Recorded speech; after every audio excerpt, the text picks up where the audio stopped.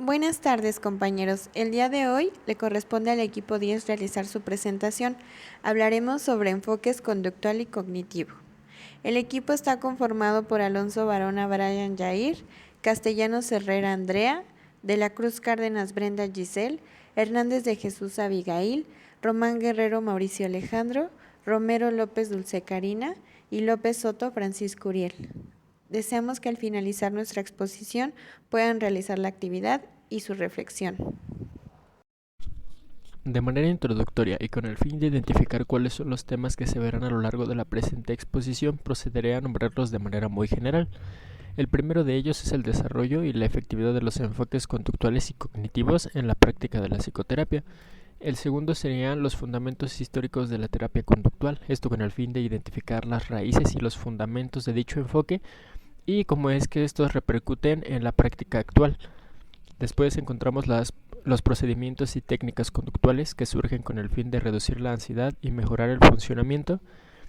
Más adelante veríamos la integración de los enfoques conductual y el cognitivo en el tratamiento de malestar emocional, dando origen a lo que actualmente conocemos como enfoque cognitivo-conductual y que veremos que es uno de los más populares en el presente.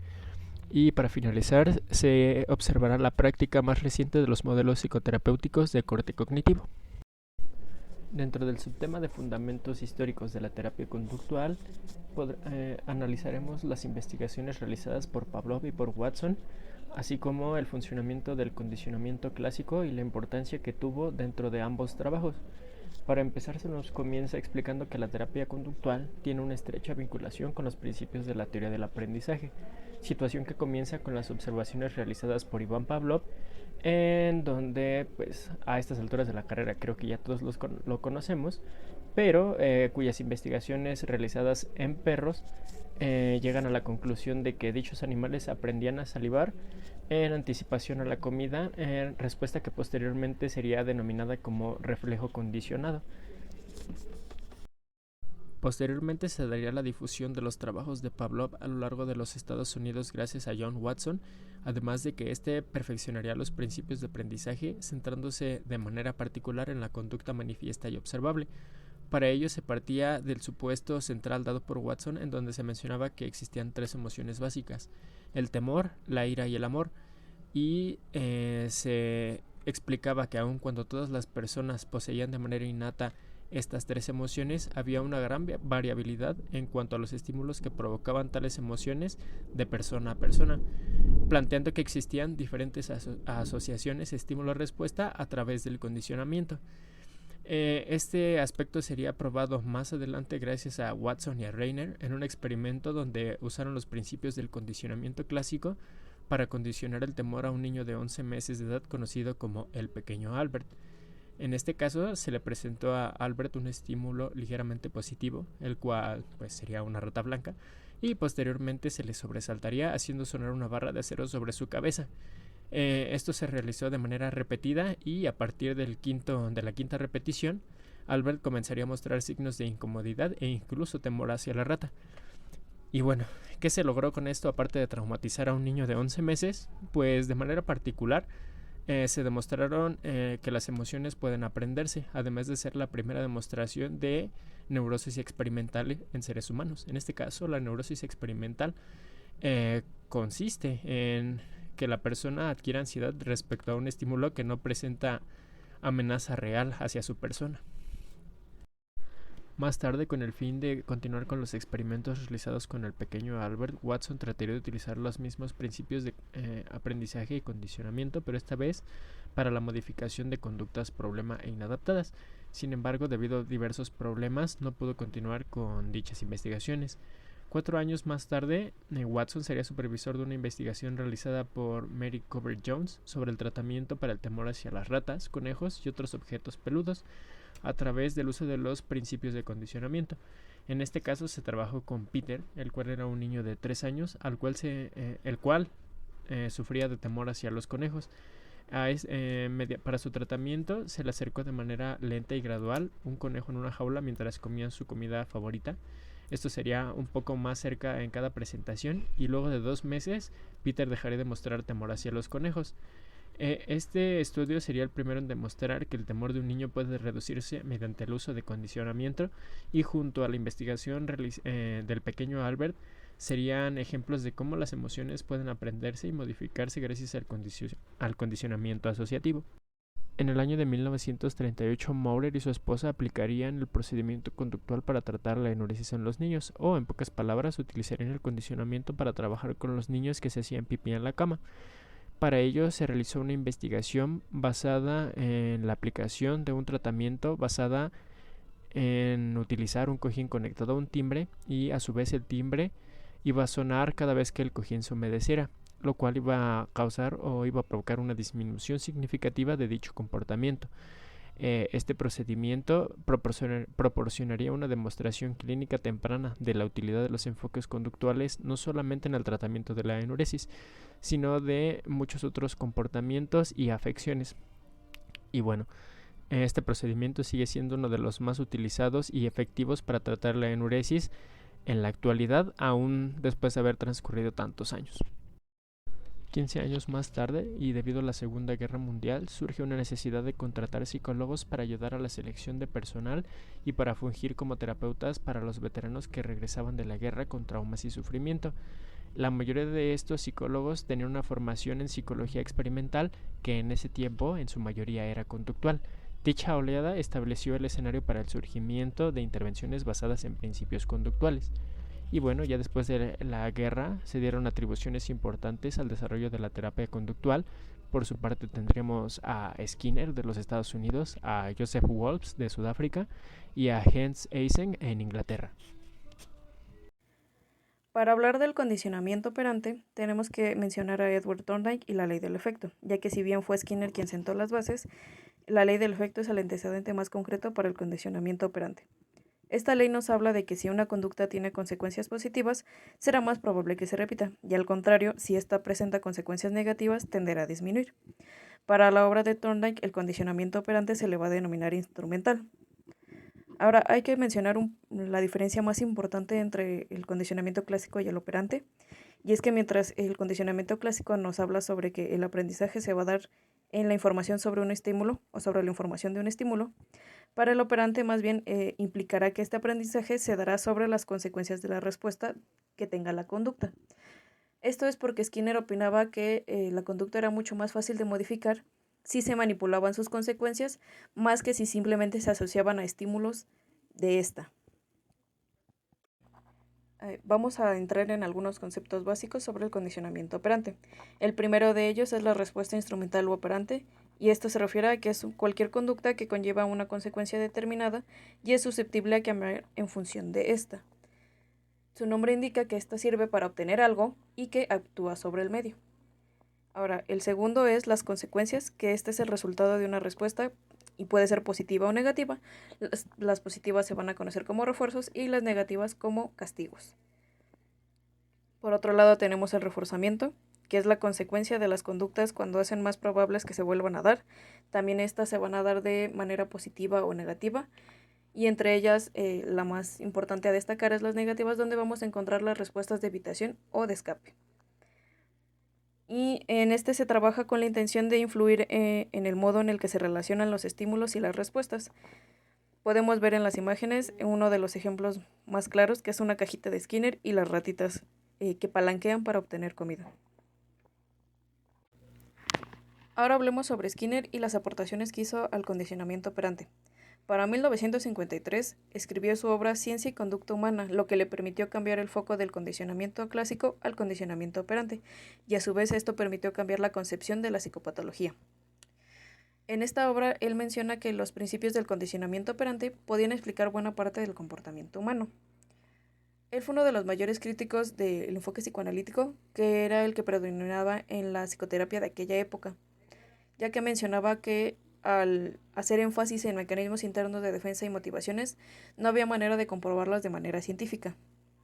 Por lo tanto, él introdujo la conceptualización conductual de la terapia, que era la modificación de la conducta. Él defendía la idea de que los psicólogos deben limitar su énfasis y práctica a la asociación de conductas medidas de manera objetiva y los factores ambientales que influyen o que modifican dichas conductas. Ahora bien, hay que entender que el condicionamiento operante va a implicar una aplicación de una consecuencia a una conducta, lo que a su vez lo que logrará o lo que hará es que alterará la frecuencia en que esta conducta o dicha conducta se vuelva a presentar. Por lo tanto, si hay una aplicación de consecuencias positivas y eliminamos los estímulos negativos, lo que va a hacer es que va a aumentar la probabilidad de que dicha conducta se vuelva a presentar. Por lo tanto, se va a presentar un reforzamiento positivo. Y al contrario, si eliminamos las consecuencias o los estímulos positivos y aumentamos las consecuencias negativas, la probabilidad de que ésta vuelva a aparecer se reducirá y por lo tanto esto se refiere a un castigo o esto hará referencia al castigo. A continuación se muestra el esquema básico del análisis conductual. En primer lugar se va a plantear una meta conductual, es decir, si lo que se va a buscar es aumentar o reducir una conducta. En este caso, por ejemplo, la ratita. Tenemos la ratita. En este caso, si nosotros queremos que palanquee más o que deje de palanquear, pues vamos a definir primero esta parte.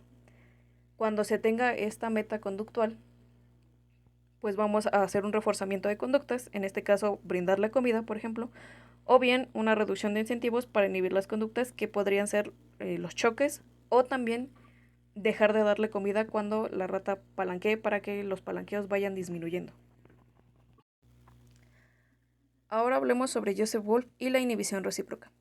Él fue un psiquiatra sudafricano que recibió su educación en el enfoque psicoanalítico, pero terminó decepcionado de dicho enfoque y su descripción del desarrollo de la neurosis. Por lo tanto, decidió emprender sus propios experimentos en donde primero inducía y después trataba la neurosis experimental. En este caso, sus sujetos de prueba fueron gatos. Lo que hacía es que en una caja específica con comida, introducía a los gatos y antes de que estos pudieran llegar a la comida, les daba descargas eléctricas. Por lo tanto, les indujo temor, ya que notó que después de un tiempo, estos ya se negaban a comer y mostraban claros signos de conductas de incomodidad y de ansiedad. Llegó a la conclusión de que la ansiedad condicionada o la ansiedad que él mismo les había provocado era lo que inhibía la conducta de comer o de que se alimentaran. Y por lo tanto, razonó que si se aplicaba de manera correcta, podría contrarrestarlo en donde si lograba que los gatos se alimentaran, podría inhibir la conducta de ansiedad. Lo que realizó en este caso fue que primero inició poniendo el plato de comida lejos de la cajita donde les había dado toques de la jaula y progresivamente los fue acercando hasta que pues, estuvieran cerca de la caja. A esto se le llama contracondicionamiento y esto permite crear un nuevo aprendizaje bajo un contexto estimular muy variado y se realiza bajo la premisa de la inhibición recíproca, en donde él menciona que si podemos hacer que una respuesta antagónica, de este caso la ansiedad, ocurra en presencia de los estímulos que la provocaron, o sea, la caja, de modo que sea acompañada por una supresión completa o parcial de la respuesta de ansiedad, el vínculo entre estos dos estímulos y la respuesta se debilitará. En este caso con los gatitos lo que fue pasando es que al momento de ir acercando progresivamente el platito de comida al estímulo negativo, pues ya iba a llegar un punto en el que iban a poder comer dentro de la caja porque ya no iban a asociar la caja con las descargas eléctricas, sino con que estaban comiendo. Por lo tanto, esta premisa tanto del contracondicionamiento y la inhibición recíproca van a permitir un tratamiento de ansiedad y fobias que se va a conocer bajo el nombre de desensibilización sistémica. Pasemos a hablar sobre Eysenck y la terapia conductual. Para empezar, él fue el quien acuñó el término terapia conductual y fundó la primera revista conductista Behavior Research and Therapy. Para 1952 escribió uno de los artículos más controversiales donde criticaba la psicoterapia tradicional, es decir, la psicodinámica, y esto estimuló a su vez a que los psicólogos clínicos desarrollaran nuevas formas de tratamiento. En este caso, como el conductismo estaba en apogeo, pues los nuevos tratamientos pues, se basaban en los principios conductuales. En esta parte se nos menciona que si bien hay distintas maneras de aproximarse al estudio de las conductas, por ejemplo el condicionamiento clásico, condicionamiento operante, contracondicionamiento. Todos los enfoques o teorías conductuales van a estar unidos por dos convicciones. La primera de ellas es que nos van a decir que es innecesario plantar la existencia de pulsiones o procesos inconscientes. Y la segunda es que la terapia solamente será efectiva si se concentran en conductas inadaptadas discretas. Mientras que las premisas de Freud sobre los procesos y constructos mentales eran muy difíciles de operacionalizar o medir de manera científica, los métodos cognitivos de la terapia conductual van a resaltar la importancia de definiciones claras de las cogniciones y de los antecedentes y consecuencias de las condiciones y las conductas problema, por lo cual llevará a la evaluación y a procedimientos de tratamientos confiables y fácilmente cuantificables. Otra cosa importante a remarcar o resaltar es que todos estos enfoques conductuales se basaron en principios que se han validado en el laboratorio y se han extendido en un esfuerzo por cambiar la conducta humana inadaptada. Y esta estrategia ha probado ser efectiva en otras ciencias como la medicina y la ingeniería, y ha demostrado ser una buena herramienta para el cambio en psicología. Como ya se había mencionado, a pesar de los diversos procedimientos y enfoques psicoterapéuticos conductuales, todos van a estar bajo una filosofía común. Se van a caracterizar por una filosofía común y un conjunto de principios subyacentes. En este caso es que se va a concentrar en ofrecer experiencias de aprendizaje diseñadas para cambiar las conductas inadaptadas. Por lo tanto, a continuación se presentan algunos principios para la terapia conductual. La primera de ellas es que toda conducta normal y anormal se va a adquirir y se mantiene de acuerdo con los principios básicos del aprendizaje. El segundo de ello es que no es necesario inferir una causa o motivo subyacente para las conductas inadaptadas. Es decir, las conductas mismas son el trastorno y no son una manifestación o un proceso de enfermedad subyacente, es decir, no son la consecuencia de algo más allá, algo más grande.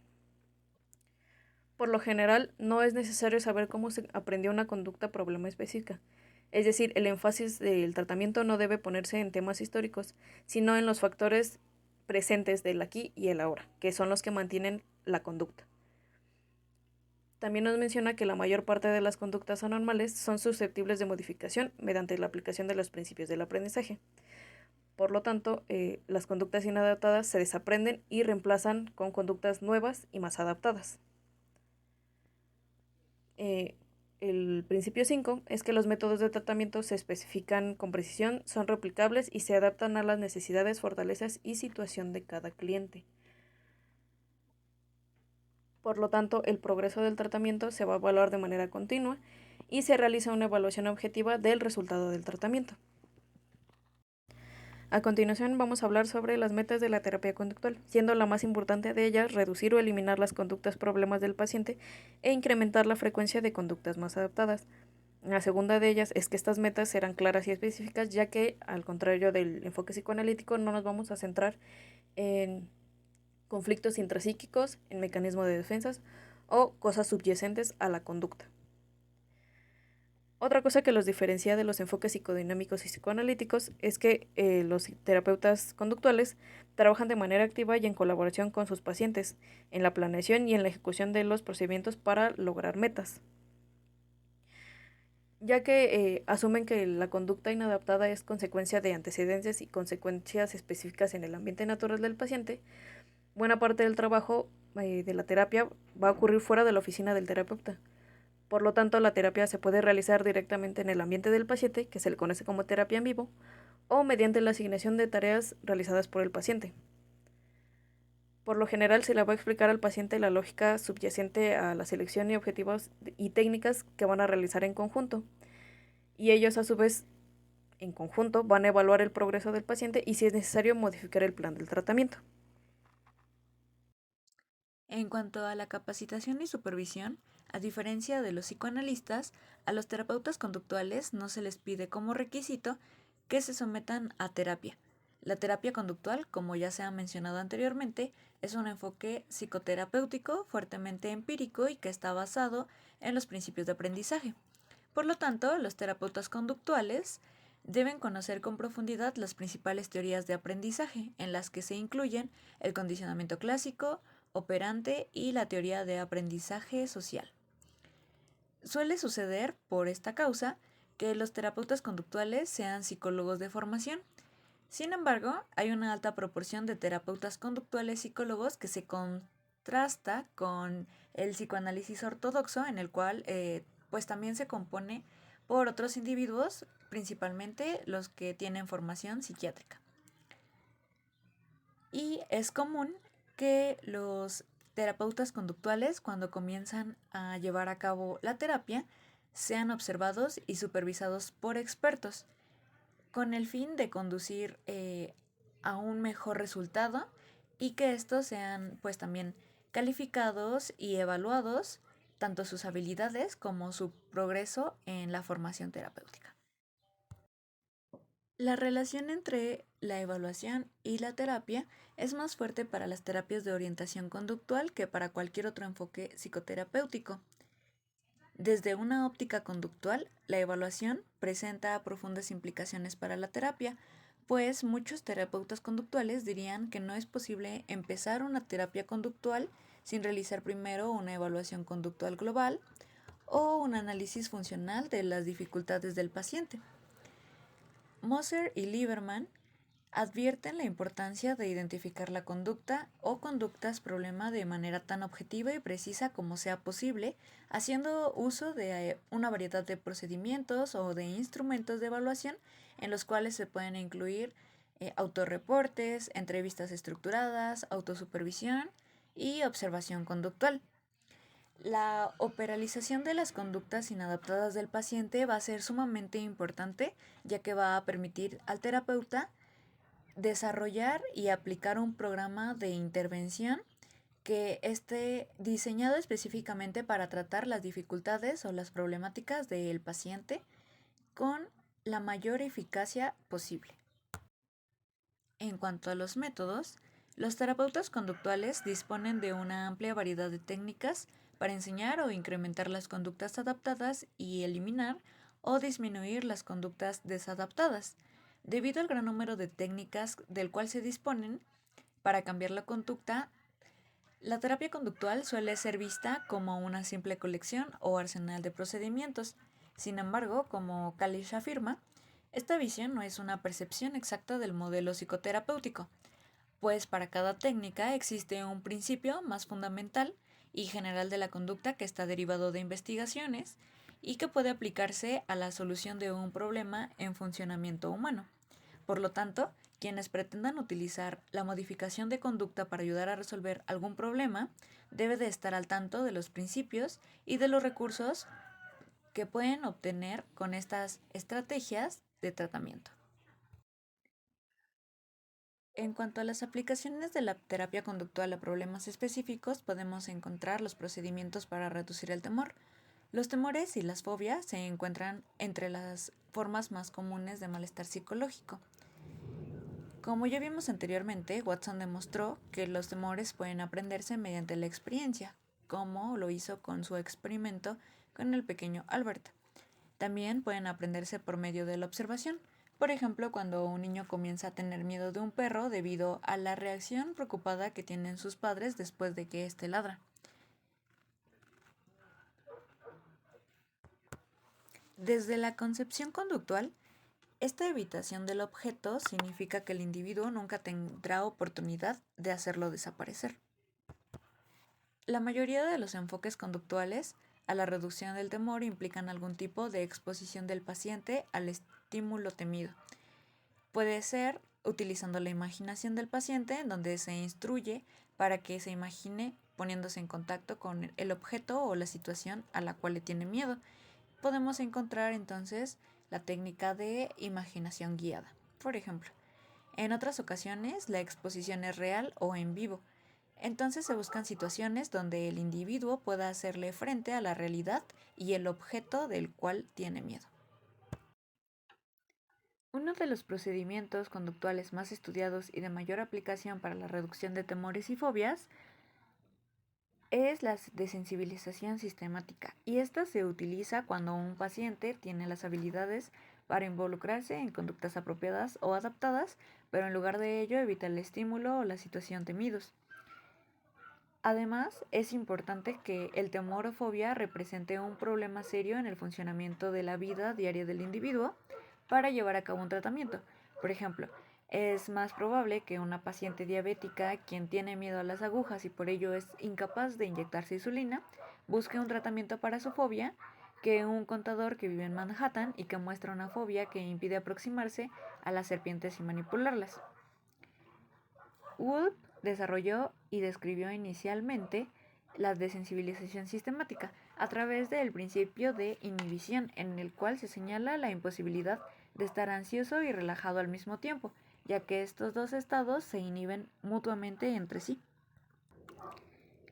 Por lo tanto, esto dice que no pueden experimentarse al mismo tiempo los componentes fisiológicos de la ansiedad y los componentes fisiológicos de la relajación. Por ejemplo, un corazón que late a prisa, con un corazón o un ritmo cardíaco más lento. Una respiración alta con una respiración más lenta, una baja activación con una activación alta. Pues estos son incompatibles entre sí. Por lo tanto, Wolf razonó que si se enseñaba a los pacientes ansiosos a permanecer relajados en presencia de estos estímulos que ellos percibían como aversivos o fóbicos, no se sentirían ansiosos en el mismo momento. Existen 3 pasos distintos en la desensibilización sistemática para llevarla a cabo. El primero es el entrenamiento en relajación. Como el paciente no puede estar ansioso cuando se encuentra relajado, se le enseña una o más técnicas específicas de relajación. Con frecuencia se utiliza la técnica progresiva de relajación muscular de Jacobson, el cual implica tensar y relajar en forma alternada grupos de músculos de manera sistemática en todo el cuerpo. Se puede dar una cinta con instrucciones de relajación para que éste pueda aplicarlo en la casa. O si el paciente y el terapeuta lo prefieren, se pueden disponer de otros procedimientos para enseñar al paciente a relajarse, como pueden ser videos, o pueden ser algún podcast, o incluso simplemente una lista con las instrucciones. También se pueden utilizar otras técnicas como la relajación autogénica, en la cual se utiliza la imaginación para relajarse. También pueden haber algún tipo de cinta, un video ya creado con lo que el paciente se sienta más cómodo. Sin embargo, otros pacientes prefieren utilizar la hipnosis, la biorretroalimentación o la meditación para relajarse. La segunda etapa consta en elaborar una lista de ansiedad. Esta lista debe de estar de forma jerárquica. Puede utilizarse la medida de USAS, unidades subjetivas de ansiedad, para calificarla de menor intensidad a mayor intensidad. Esta lista va a ser muy importante y va a estar llena de situaciones relacionadas con el objeto al cual le tenga temor para posteriormente llevar a una visualización. Debe constar entre 15 y 20 escenas, las cuales abarcan mejor el rango de calificaciones. Y el paso final va a ser utilizar los primeros 2 pasos juntos.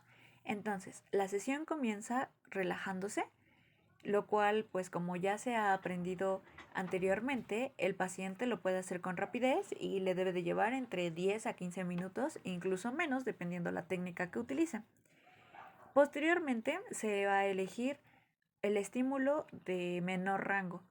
Se va a indicar al paciente que imagine o visualice la escena durante cerca de 10 segundos mientras permanece relajado.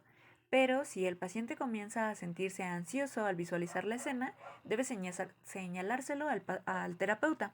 Entonces el terapeuta detiene la escena, indica al paciente que recupere el estado de relajación y cuando el paciente logra de nuevo llegar a este estado, el terapeuta presenta otra vez la misma escena. Cuando el paciente puede visualizarla mientras permanece relajado, el terapeuta repite este procedimiento con el siguiente estímulo de la jerarquía y así hasta que termine pues con toda la lista. Cuando el paciente logra visualizar la escena de la jerarquía que induce la ansiedad más intensa y no experimenta ansiedad, la desensibilización sistemática puede darse como completa. La mayoría de los terapeutas recomiendan a sus pacientes que busquen situaciones reales en las cuales puedan llevar a cabo este procedimiento para posteriormente poderlo generalizar a situaciones reales. Incluso hay una variante de la desensibilización sistemática llamada desensibilización en vivo, en donde el paciente se le expone con la realidad y los estímulos que inducen su ansiedad. Y bueno, el procedimiento es muy similar, se le entrena a través de la relajación y se llevan a cabo los mismos 3 pasos, sin embargo ahora estando en una escena en vivo. Algunos aspectos fundamentales dentro de la desensibilización sistémica es que resulta efectiva como tratamiento para los temores, las fobias y la disfunción sexual. Berman también concluye que la desensibilización sistémica y la terapia cognitiva son efectivas en la terapia.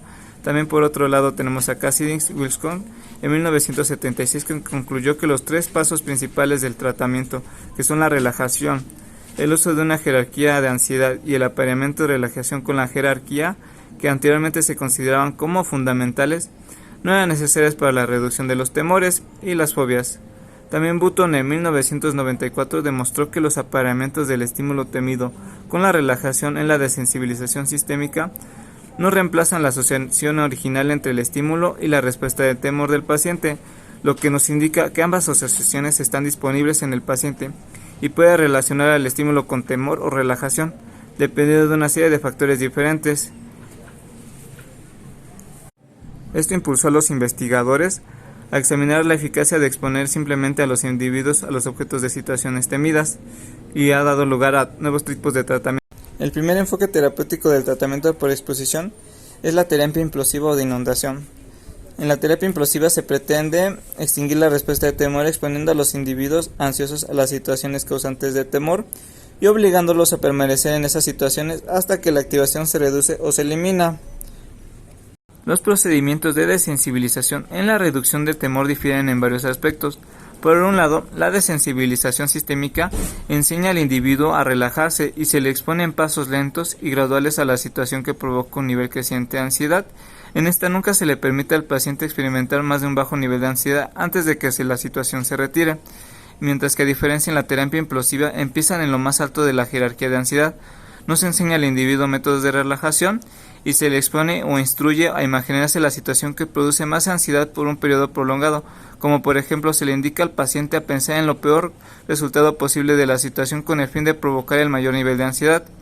En esta terapia el individuo aprende que no hay consecuencias aversivas a largo plazo por aproximarse al objeto temido, ve que puede sobrevivir a sus peores temores y los estímulos temidos pierden su potencial para provocar ansiedad. Marx y Spreng concluyeron que la exposición es un procedimiento efectivo en el tratamiento de diversos trastornos de ansiedad y que por lo general es más. De acuerdo con Rubis y Christoph, incluyeron la terapia de exposición como un tratamiento con apoyo empírico para la fobia social, la agorafobia, el trastorno de angustia y el trastorno de estrés postraumático. Como podría esperarse, la terapia implosiva al principio causó malestar entre los pacientes que la sensibilización sistemática, y solo por esta razón muchos terapeutas se sentían más cómodos usando la desensibilización sistemática. En respuesta a esta preocupación, cada vez se utiliza más la exposición graduada. En este procedimiento, al principio se expone a los pacientes a situaciones que provocan solo niveles mínimos de ansiedad para después ir avanzando en forma gradual. La exposición graduada puede ser más efectiva que la exposición intensiva. Así, la prevención de respuesta se ha usado como éxito en el tratamiento del trastorno obsesivo-compulsivo. Asimismo, los pacientes con un trastorno obsesivo-compulsivo se caracterizan por tener pensamientos y conductas no deseadas y que no pueden detener. En la prevención de respuesta se expone a los pacientes a los estímulos que producen sus pensamientos obsesivos, pero se les impide realizar la conducta compulsiva utilizada para reducir la ansiedad asociada. Las sesiones de exposición y de prevención de respuesta se realizan por periodos prolongados y se combinan con tareas en casa. En esta técnica también ha sido aplicada a pacientes que sufren de bulimia nerviosa, y desde esta óptica, la bulimia se trata al hacer que los pacientes bulímicos ingieran alimentos que engordan en la oficina del terapeuta, así se da la exposición, y luego hacer que permanezcan en la oficina con el terapeuta hasta que se disipe la urgencia por vomitar y la ansiedad asociada. Aquí se da la prevención de respuesta. En cuanto a las dificultades en el funcionamiento social, aquí se habla sobre las habilidades sociales y la capacitación asertiva. Se menciona que los terapeutas conductuales han utilizado la capacitación en habilidades sociales para tratar trastornos caracterizados por dificultades en el funcionamiento social o interpersonal. Aquí se ha demostrado una asociación consistente entre el funcionamiento social problemático y el psicopatología, por lo general depresión y ansiedad, pero también se incluye la fobia social y la esquizofrenia. Los individuos con esos trastornos indican que tienen menos amigos cercanos y en general redes sociales más pequeñas que las personas que no experimentan niveles elevados de psicopatología. Muchos investigadores han interpretado que esos hallazgos muestran que la gente con esas formas particulares de psicopatología son deficientes en sus habilidades sociales. Los teóricos y terapeutas conductuales han identificado una serie de componentes verbales y no verbales de las habilidades sociales. Por ejemplo, los pacientes con problemas en las situaciones sociales a menudo tienen las siguientes dificultades: mantener el contacto ocular, adecuar el tono de su voz con el contenido de la conversación, percibir con precisión las emociones de otros, sonreír en momentos apropiados, interpretar de manera correcta las conductas no verbales de los demás y presentar sus respuestas en el momento apropiado. Dependiendo de la situación específica, los individuos pueden mostrar también dificultad para indicar o mantener las conversaciones, hacer peticiones a otra gente o defender sus derechos. Todas esas deficiencias en las habilidades sociales básicas interfieren con el desarrollo y mantenimiento de las relaciones sociales. Los terapeutas conductuales utilizan varios procedimientos para ayudar a un paciente a adquirir mayores habilidades sociales o ser más asertivo. De acuerdo con Belak y Meuser, revisaron los estudios que analizaban la capacitación de las habilidades sociales y concluyeron que los programas más efectivos debían incluir los siguientes componentes: evaluación de las ventajas, déficits y excesos conductuales del paciente en las situaciones sociales, la selección de conductas sociales específicas para modificación, el modelamiento de conductas apropiadas por el terapeuta, la instrucción o preparación de conductas apropiadas e interpretación de papeles y repaso por el cliente, la retroalimentación y reforzamiento positivo de pasos pequeños que llevan a la conducta deseada y las tareas frecuentes para involucrarse en conductas sociales particulares fuera de la terapia. Otros investigadores han definido la inclusión de habilidades de solución de problemas en los protocolos de capacitación en habilidades sociales para ayudar al paciente a aprender del terapeuta exactamente qué conductas son apropiadas. Esta aproximación al tratamiento de los déficits de habilidades sociales y el incremento de la asertividad se ha usado con éxito en el tratamiento de la timidez, el aislamiento social, la esquizofrenia y fobia social y en la reducción de los arrebatos de ira y violencia. En cuanto al manejo de contingencias, este fue un término utilizado para describir una clase de procedimientos basados en los principios de condicionamiento operante que cambian la conducta controlando sus consecuencias. Los psicólogos clínicos no fueron los primeros en usar las técnicas, en realidad fueron los padres. Estos empleaban los procedimientos de manejo de contingencias. La contribución principal de la psicología clínica en esta área ha sido sistematizar y evaluar algunos de estos procedimientos de modo que puedan utilizarse de manera más efectiva. Existen muchas formas de manejo de contingencias. Aquí se mencionan 3 técnicas más comunes, que son el moldeamiento, contrato de contingencias y la economía de fichas. A continuación ya les voy a presentar lo que es moldeamiento. Bueno, primeramente empezaremos por ver qué es moldeamiento. Es el fortalecimiento de una conducta por medio de reforzamiento. ¿Qué requiere esto? Pues que la conducta se emita primero y luego se le refuerce. Es importante que para llevar a cabo esto siempre se debe hacer de manera inmediata el refuerzo para que la persona identifique pues qué conducta está haciendo bien, ¿no? Pero a veces esto llega a complicarse pues cuando las conductas no se emiten de manera espontánea. ¿A qué me refiero con esto? Por ejemplo, los niños, al momento de que ellos empiezan a hablar o empiezan a formar oraciones, puede ser que no lo hagan de manera inmediata. Sin embargo, pueden hacer un acercamiento a cómo debería de ser. Entonces, pues en este mismo aspecto, pues tenemos que reforzar a los que tengan acercamientos más cercanos. Igual otro ejemplo es como el de las personas que pueden llegar a tener miedo a los perros, o sea, pueden llegar a reforzar la conducta cuando ésta sea cercana, por ejemplo, simplemente estar cerca de él, ¿no? Es más que todavía ni lo llegue a tocar.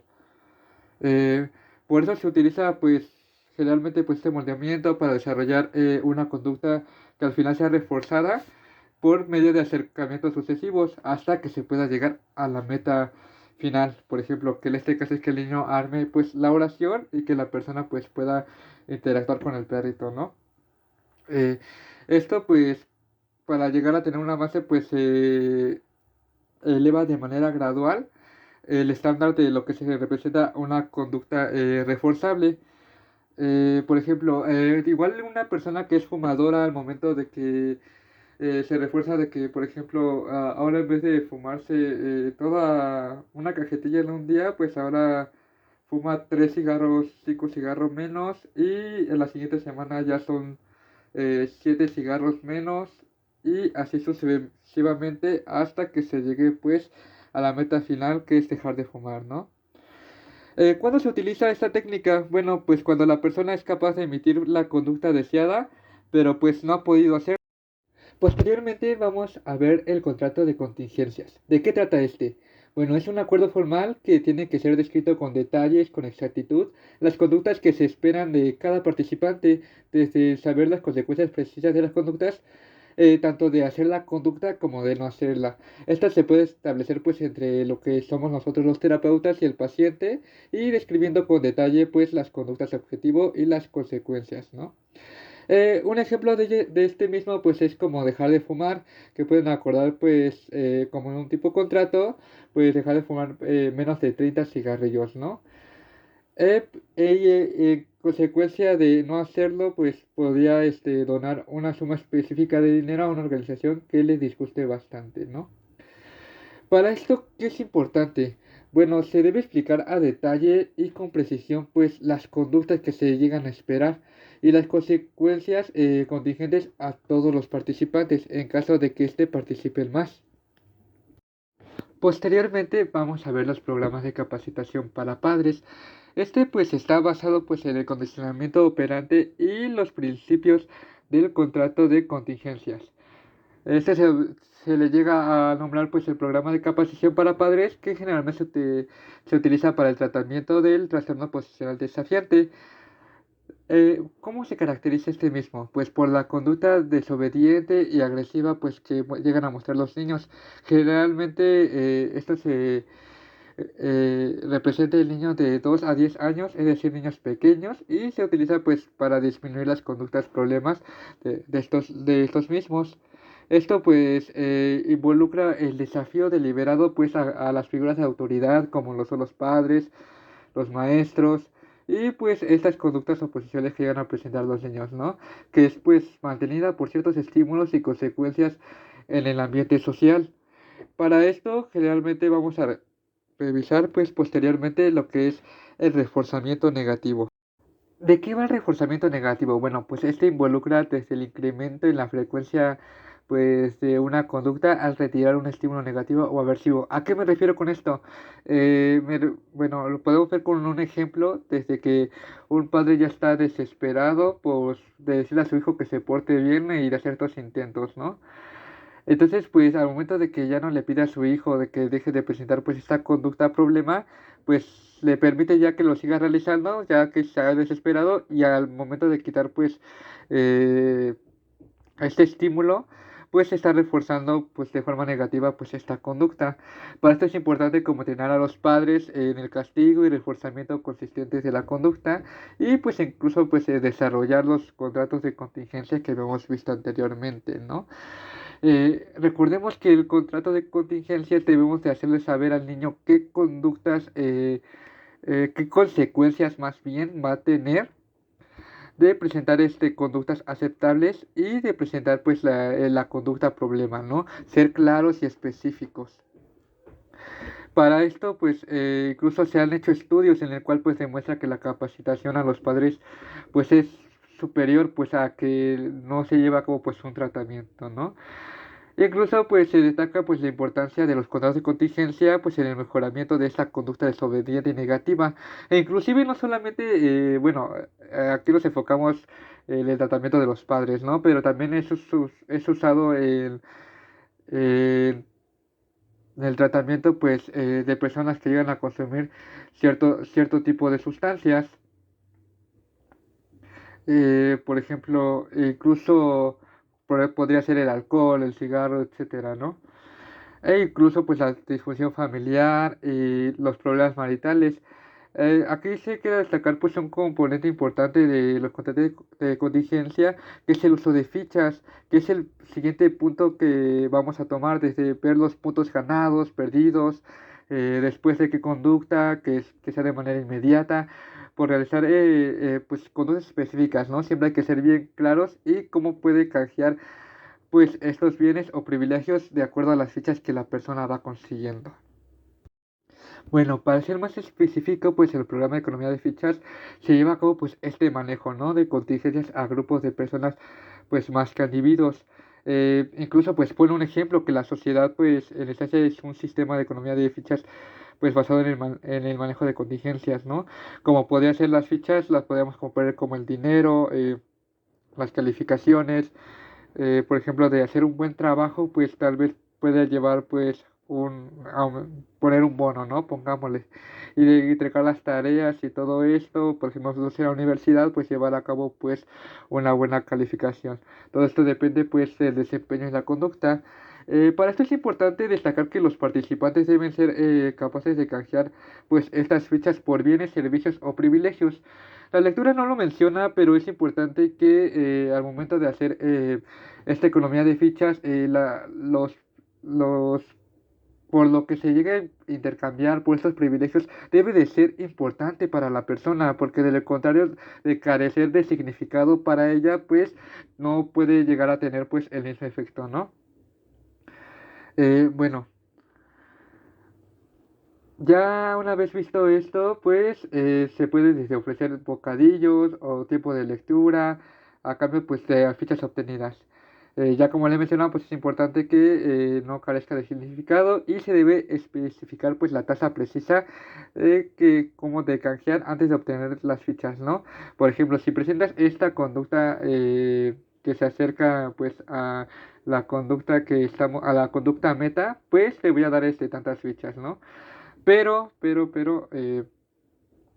pues obviamente depende de cuántas fichas reúnas, va a subir el nivel del privilegio que pueda llegar a tener, ¿no?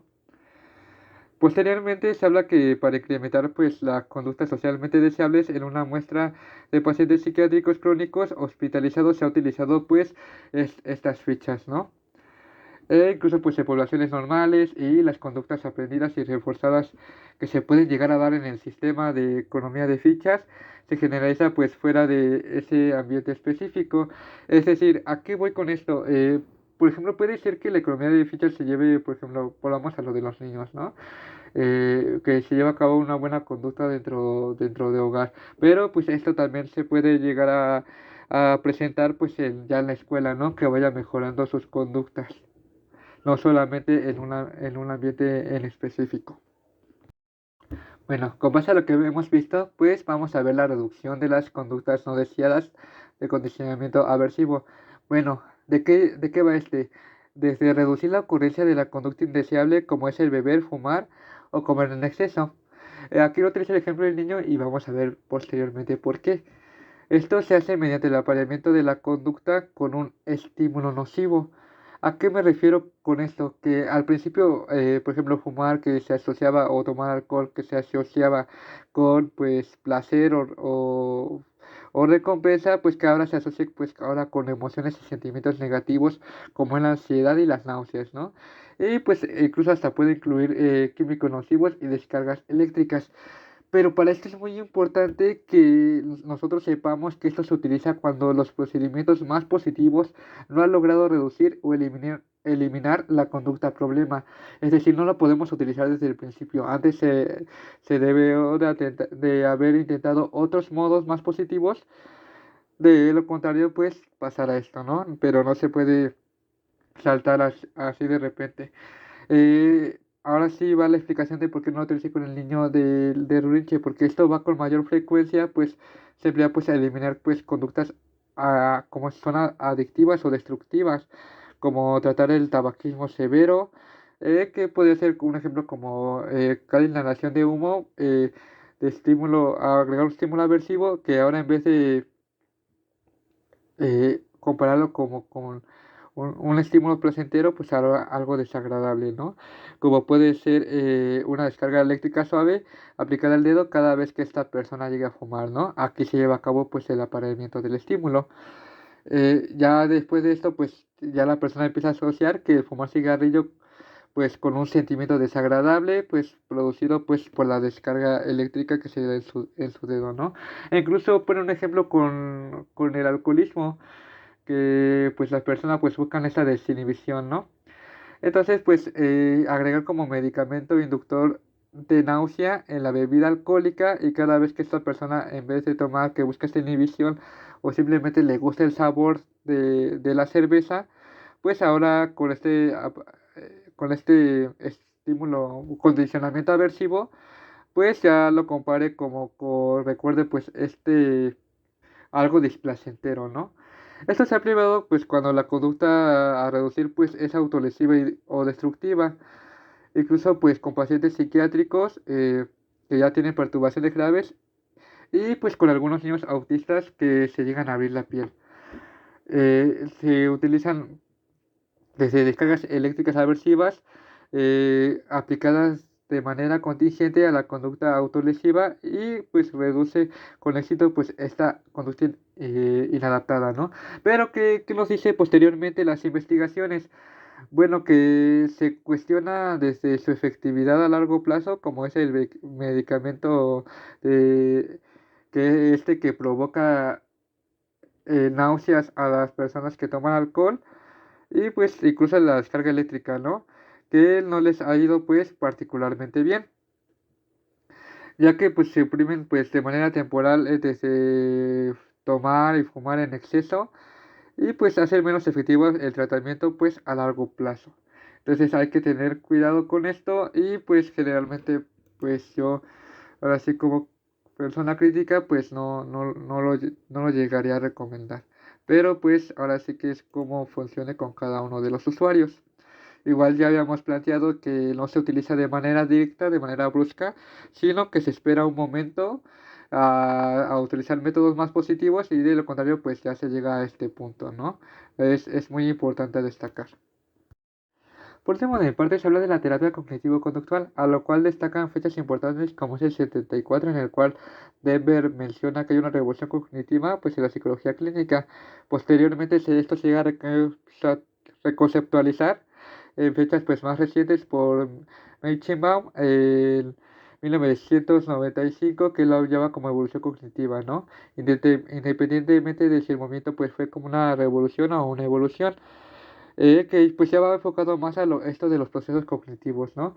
Y pues ya la psicología ya se prestó cada vez más a la atención pues a los modelos de procesamiento de información en la cognición, y Mahoney en 84 pues menciona que para finales de la década de los 70 la terapia conductual, como la psicología en general, pues se había vuelto cognitiva. Posteriormente ya se incorpora pues ya factores cognitivos en el tratamiento conductuales que existen. Para aquí es algo relevante destacar a Bandura, que hace un paso muy importante en el cual hace la integración pues de los procesos cognitivos y simbólicos de la terapia conductual. Incluso hace un volumen en el 69 que se llama Principios de la modificación de la conducta, en el cual pues destaca la importancia del moldeamiento o aprendizaje de la observación. Madura pues argumentaba todo esto, ¿no? Que el aprendizaje se produce por medio de la experiencia directa, y que también puede tener lugar de manera vicaria a través de la observación de la conducta de otro y de sus consecuencias. Ahora bien, yo les voy a hablar acerca del modelamiento, que como bien sabemos, uno de sus mayores exponentes fue Albert Bandura, un profesor muy importante de la Universidad de Stanford, que si bien ha sido figura importante en la psicología durante más de 40 años. El modelamiento o aprendizaje por observación ha servido para tratar temores y fobias, así como la enseñanza de habilidades y conductas positivas. El modelamiento permite que las conductas más complejas se aprendan con relativa rapidez por medio de la observación. Un ejemplo de ellos es en los primeros estudios realizados por el mismo Bandura y su grupo de colaboradores hallaron que el simple modelamiento fue efectivo en el tratamiento de un grupo de niños de preescolar que le temían a los perros. Pero bien, ¿cómo funciona el modelamiento o aprendizaje por observación?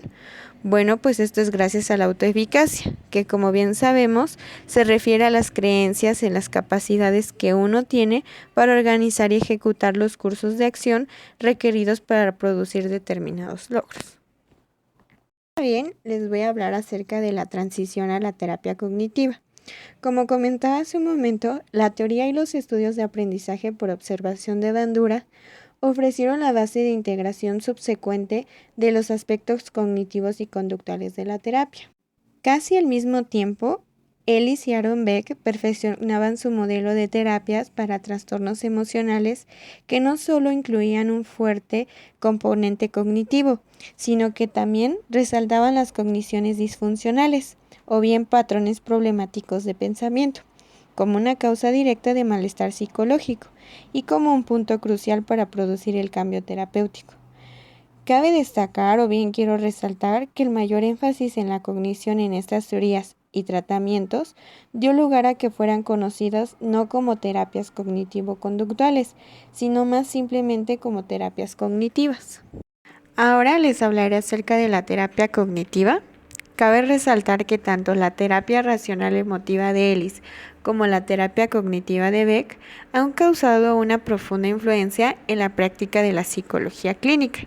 Pues si bien Ellis y Beck se formaron como psicoanalistas, pero se decepcionaron del papel hasta cierto punto pasivo del terapeuta en el psicoanálisis y también del progreso lento de la terapia. Fue como tanto Ellis y Beck se alejaron del énfasis de la psicoterapia psicoanalítica en las pulsiones inconscientes y en las etapas psicosexuales y desarrollaron un fuerte interés en la importancia de las cogniciones o bien pensamientos, para así afectar el estado de ánimo y la conducta de las personas. Ellis y Beck desarrollaron intervenciones terapéuticas con el propósito de cambiar la forma de cómo piensa la gente para así mejorar su funcionamiento emocional y conductual. Ahora les hablaré acerca de la terapia racional emotiva de Ellis. Como bien sabemos, Ellis formuló lo que llegó a conocerse como la teoría ABC de la conducta disfuncional. Para comenzar les explicaré qué significa cada letra. A hace referencia a todos los eventos activadores de B, hace referencia a todas aquellas creencias irracionales. C, a las consecuencias. Cabe destacar que Ellis creía que cuando una persona experimenta un acontecimiento negativo o bien desagradable, tiene creencias lógicas y racionales acerca de ese hecho. Sin embargo, también se involucra automáticamente una serie de creencias irracionales o disfuncionales acerca del suceso. Si bien Ellis se concentra en identificar las creencias irracionales específicas del paciente que contribuyen a su experiencia de depresión, ansiedad, desamparo o desesperanza.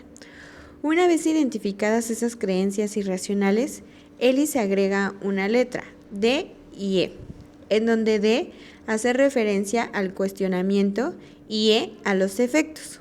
Si bien se menciona que si el tratamiento es exitoso, los efectos deberían ser evidentes en reducciones de los sentimientos de depresión, ansiedad o malestar. Esas reducciones del efecto negativo van a servir para reforzar la identificación y el cuestionamiento que formula el paciente de las creencias e ideas irracionales, así como la sustitución por cogniciones más adaptadas. Ahora les hablaré acerca de la terapia cognitiva de Beck. Si bien Beck elaboró la terapia cognitiva a partir de sus experiencias clínicas con pacientes deprimidos. Las observaciones de Beck de que los sueños de los pacientes deprimidos estaban repletos de contenido negativo lo llevó a plantear que los pensamientos negativos juegan un papel muy importante en el inicio y curso de la depresión.